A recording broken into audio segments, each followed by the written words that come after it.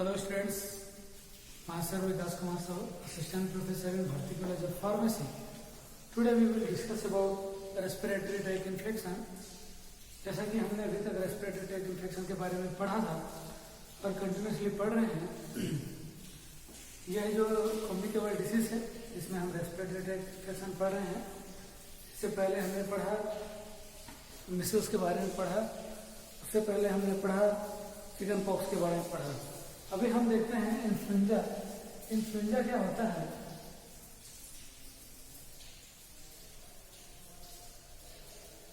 Influenza नाम से ही सब जानते हैं इन्फ्लुएंजा, जिसमें देखा गया है कि फीवर राइज होता है बॉडी में, जो कि 4 से 5 दिन रहता है। उसके बाद मसल्स में पेन होती है।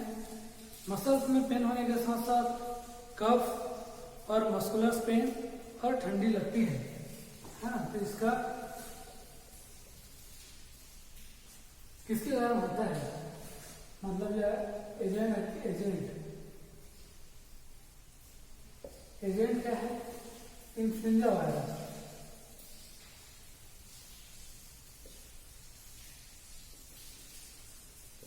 इन्फ्लुएंजा नामक वायरस से होने वाले डिसीज को ही इन्फ्लुएंजा कहते हैं।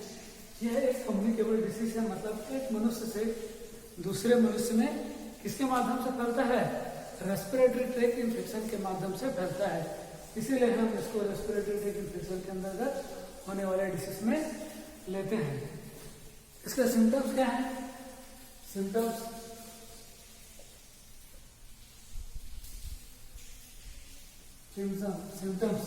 सिम्टम्स क्या है? फीवर लगना। दूसरा, फीवर के साथ साथ चिल्स, कभी ठंडी लगना। उसके बाद कफ सिक्रेट होना। कफ सिक्रेट के बाद क्या है कि मस्कुलर पेन होना।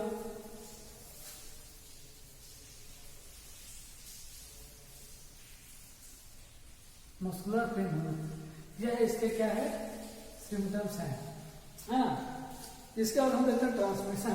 ट्रांसमिशन किस तरह से होता है?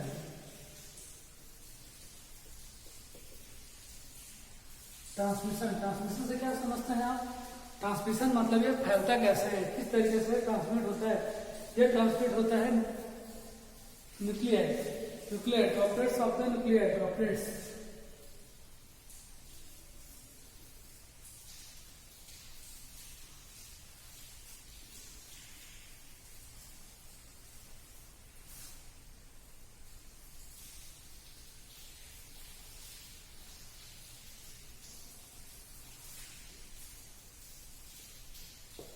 ड्रॉपलेट्स ऑफ न्यूक्लियर के द्वारा यह फैलता है। कैसे फैलता है?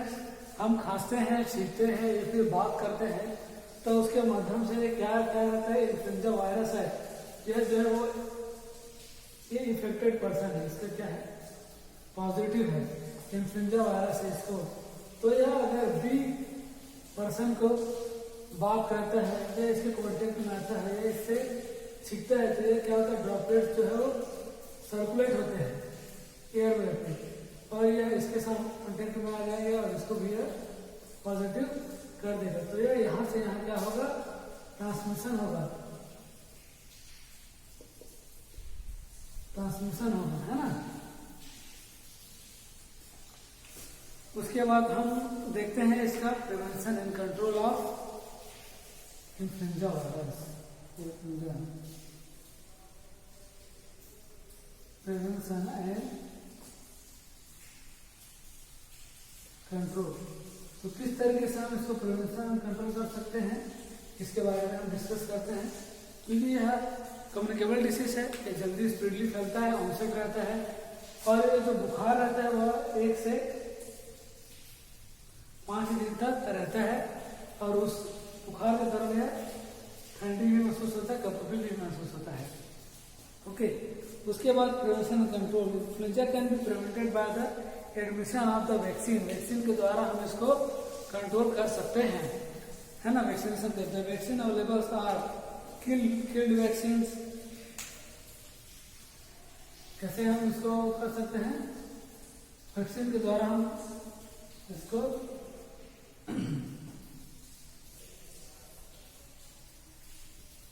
वैक्सीन है ना,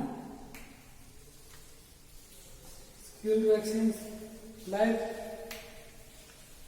attenuated vaccine,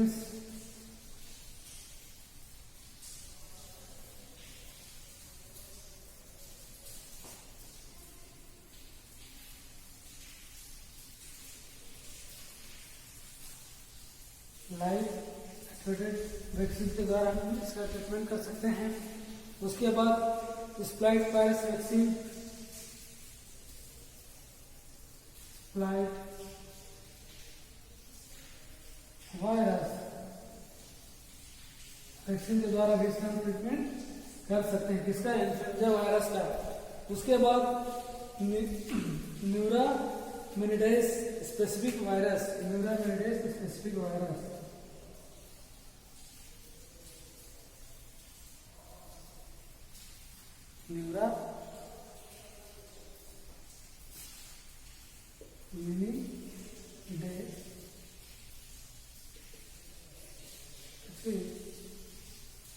virus, neuraminidase specific virus के द्वारा भी हम इसका ट्रीटमेंट कर सकते हैं। उसके बाद रिकम्बाइंड वैक्सीन के द्वारा भी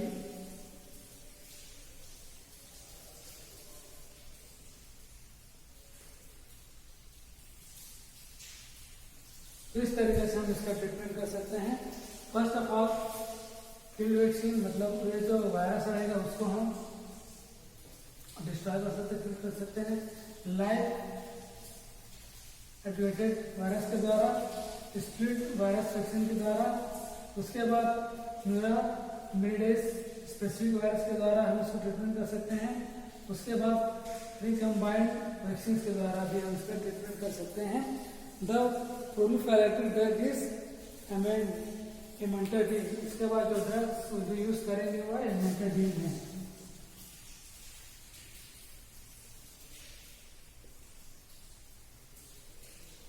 ये जो डिसीज है उसको किस तरीके से यूज करेंगे, प्रोलिफेरेटिव ड्रग्स के रूप में यूज कर हम सकते हैं। इसके बाद हम देखते हैं कि जो भी यह डिसीज होता है तो एक महामारी का रूप लेता है। तो ये महामारी के रूप को हम किस तरीके से कंट्रोल कर सकते हैं, क्योंकि हम देखेंगे इन्फ्लुएंजा वायरस है, इन्फ्लुएंजा वायरस बहुत कम्युनिकेबल डिसीज है, इसलिए हम महामारी का रूप ले सकते हैं। महामारी आगे चल के हम देखते हैं महामारी का जो रोकथाम कैसे किया जा सकता है, उसको कंट्रोल कैसे किया जा सकता है। तो एक बार रिव्यू ले लेते हैं। इन्फ्लुएंजा वायरस, इन्फ्लुएंजा नामक डिसीज होता है, यह रेस्पिरेटरी डिसीज है, क्योंकि यह कम्युनिकेबल होता है, कम्युनिकेट होता है 1% टू अदर पर्सन। तो इन्फ्लुएंजा वायरस के कारण होता है। इसके सिम्टम्स क्या है, फीवर होता है, जो 4 से 5 दिन तक फीवर होता है, इसमें ठंडी लगती है, कपकपी से महसूस होता है, कफ स्प्रेड होता है, मसल्स पेन होते हैं, मतलब मसल्स में बहुत ज्यादा पेन होते हैं। और ये जो कफ है उसको हम एक पर्टिकुलरली तरीके से उसको अच्छे से डिस्पोज करेंगे ताकि आगे ना फैले। ट्रांसमिशन कैसे होता है, ड्रॉपलेट्स मोबिलिटी थ्रू ट्रांसपोर्ट होता है 1% को ना 100%। जैसे कि मैंने बताया, अगर एक ए नामक पर्सन को पॉजिटिव है तो दूसरे पर्सन से बात कर रहा है, तो बात करते समय ड्रॉपलेट जो है वो निकलते हैं, तो ड्रॉपलेट निकलते हैं तो ये भी इफेक्टेड हो सकता है, ये भी पॉजिटिव हो जाएगा। तो इसको कहा जाता है ट्रांसमिशन, है ना, तो ट्रांसमिट हो जाएगा। उसके बाद कंट्रोल प्रिवेंशन कैसे करते हैं, फील्ड वैक्सीन के द्वारा, लैब एटेन्यूएटेड वैक्सीन के द्वारा, स्प्लिट वायरस वैक्सीन के द्वारा, न्यूरोमिनिडेज वायरस स्पेसिफिक वायरस के कारण, रिकम्बाइंड वैक्सीन के द्वारा हम इसको ट्रीटमेंट कर सकते हैं। अगर अब हम ये देखते हैं कि जो महामारी होता है ना, तो जो ये महामारी को रूप धारण कर लेता है क्या, इन्फ्लुएंजा वायरस, तो उसको हम किस तरीके से ट्रीटमेंट कंट्रोल कर सकते हैं, किस तरीके से इसको हम प्रिवेंशन कर सकते हैं। तो आइए देखते हैं।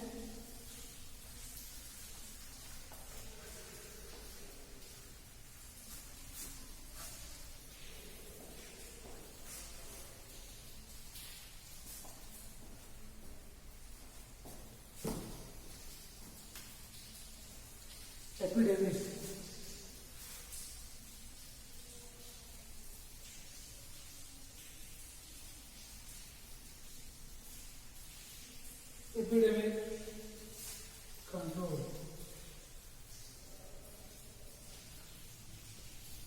एपिडेमिक कंट्रोल मतलब जो महामारी होता है, ये महामारी का रूप अगर ले लेता है कौन, इन्फ्लुएंजा, तो इसको हम किस तरीके से कंट्रोल कर सकते हैं उसके बारे में हम देखते हैं।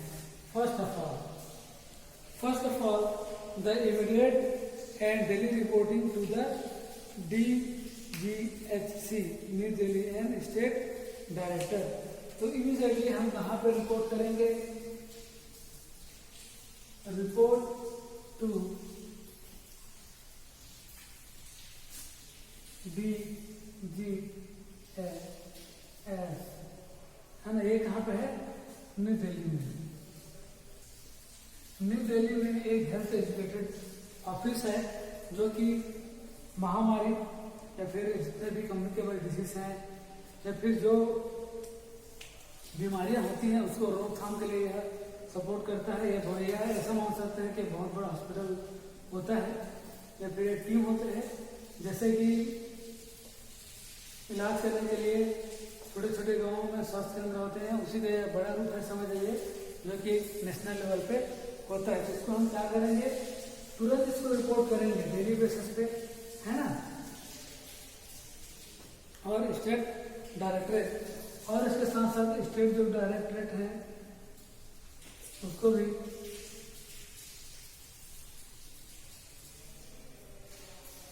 हम रिपोर्ट करेंगे।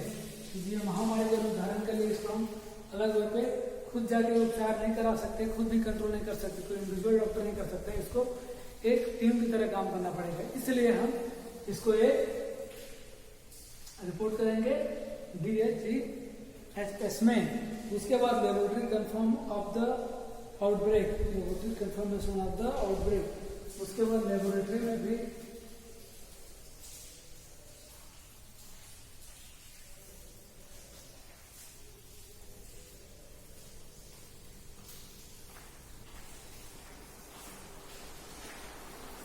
laboratory confirmation outbreak. Then immediately professionals and the public must be informed about the diagnosis and the treatment. उसके बाद हम क्या करेंगे, इमीडिएटली मेडिकल प्रोफेशनल जो है, जो मेडिकल प्रोफेशनल है,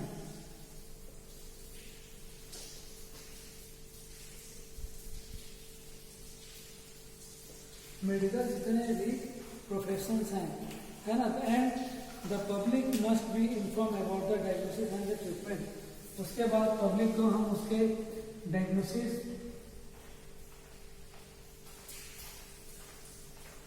एंड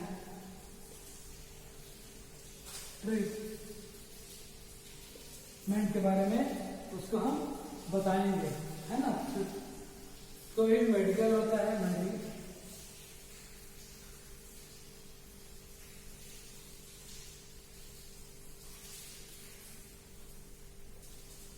मेडिकल प्रोफेशन होता है, उसके हम इसके बारे में बताएंगे, उसको डिस्कस करेंगे और उसका और the public must be inform about the diagnosis and treatment about the measures. इसके बाद पेंटेनिंग the throat and the middle solution, and क्या करेंगे, painting the throat with middle solution. उसके बाद हम देखेंगे कि in the severe case intramuscular colloidal iodine must be administered। उसके बाद क्या रहेगा, जो इंट्रामस्कुलर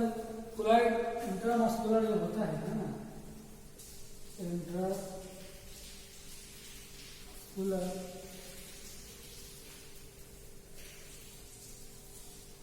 कोलाइड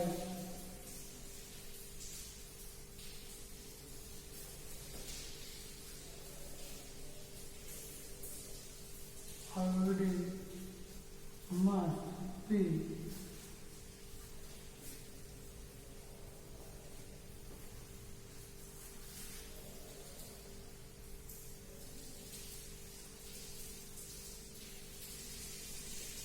administrated। तो हम कैसे किस तरीके से इसका हम रोकथाम कर सकते हैं। First of all we will discuss the epidemic control, the report to the DGHS Delhi और स्टेट डायरेक्टर। उसके बाद laboratory confirmation of the outbreaks, उसके बाद medical professions the diagnosis and the treatment. Then intramuscular colloidal iodine must be administered. Intramuscular जो colloidal iodine जो है must be administered into the particularly patient organ area.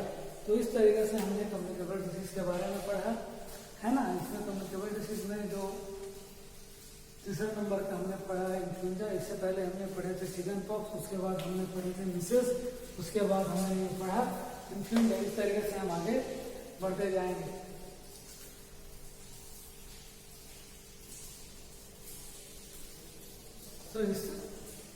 तो इससे related कोई भी अगर आपको डाउट्स है, क्वारीज हैं, प्लीज कमेंट बॉक्स में कमेंट कीजिए. Thank you very much.